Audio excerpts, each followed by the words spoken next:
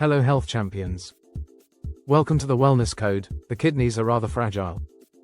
Unlike a lot of other vital organs, like the liver, the kidneys don't repair and regenerate very well.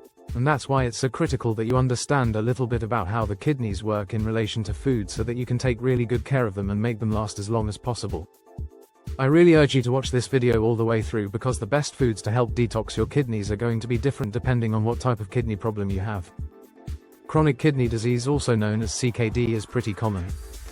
When you reach stage 3, meaning that your eGFR, or your filtration rate, we'll talk a lot about this. When that goes below 60 milliliters per minute, now you have stage 3, and if that lasts more than 3 months, now you have chronic kidney disease. And this affects about 1 in 7 in the United States, that's 37 million people, and if you think about your average crowd, then it might be a whole lot more common than you think. The kidneys are full of tiny little vessels called microtubules, and when they get damaged we have microvessel disease. This is also what's causing blindness in diabetics, so the number one cause of this disease is type 2 diabetes. The high blood sugar causes swelling and damage to these fine blood vessels. The second thing that damages these fine blood vessels is hypertension or high blood pressure. The higher pressure increases the friction and the strain on these blood vessels. Eat real, healthy food, then your body can regulate this. Stage 2, it sort of depends. Now you want to start looking at your blood work. Are your minerals off balance? Are some of these starting to build up? And if they're not, then you're still doing fine. Then you want to eat whole food so that your body has the resources to repair and replenish what it needs. But if your blood pressure is going up, but if you have some other problems, then yes, maybe start looking at that. What you do want to do is you want to understand that the problem is insulin resistance. That's what causes it.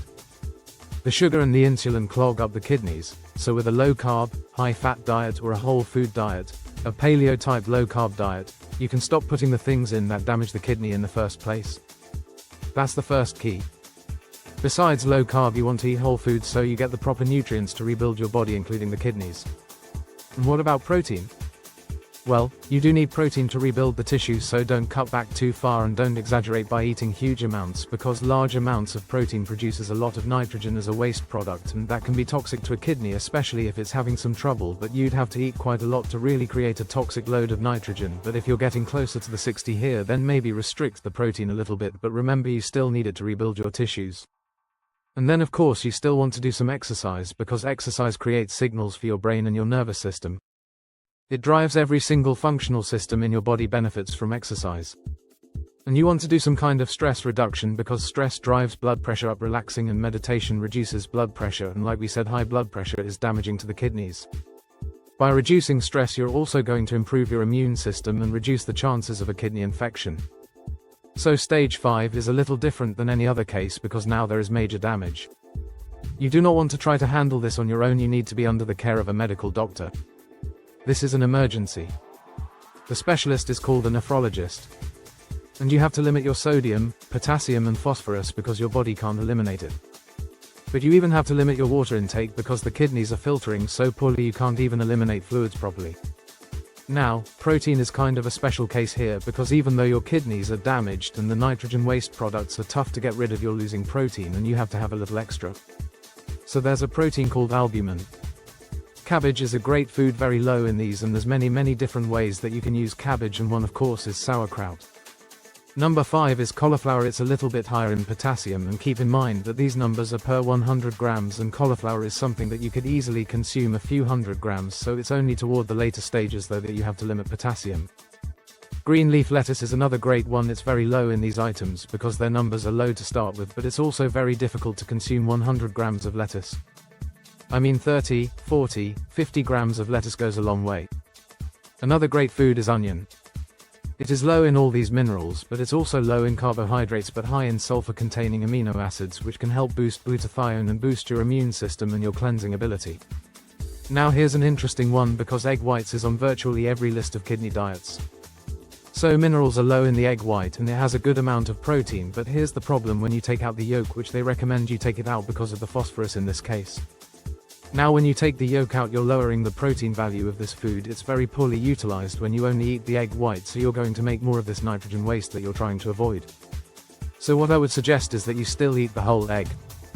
When they say to restrict the phosphorus, potassium, sodium, they say restrict, you don't have to eliminate it, you don't have to eat zero, because everything has a little bit. So what you want to do is you want to make sure that the protein you eat counts, that you get the most possible building blocks, the best possible building blocks for the amount of these phosphorus and these minerals that you consume.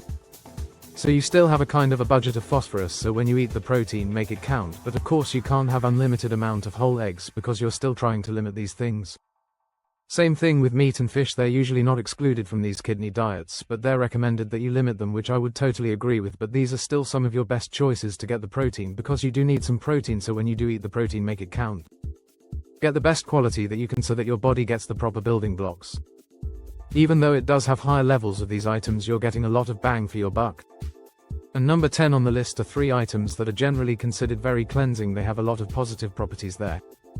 Anti-inflammatory, antibacterial, etc. We have garlic, ginger and turmeric, and this is the only time I give you the quantities per 5 grams, not 100 grams, because you probably wouldn't even be able to eat 100 grams of these if you tried. They're pretty potent. So garlic, ginger, turmeric, very low levels, and as you can see, even a teaspoon of turmeric has some amount of potassium, but again, you're not going to eat all that much. So this would be a great addition, almost like a medicinal addition, to help cleanse the body in small quantities. If you enjoyed this video, you'll love that one. And if you truly want to master health by understanding how the body works, make sure you subscribe, hit that bell, and turn on all the notifications so you never miss a life-saving video.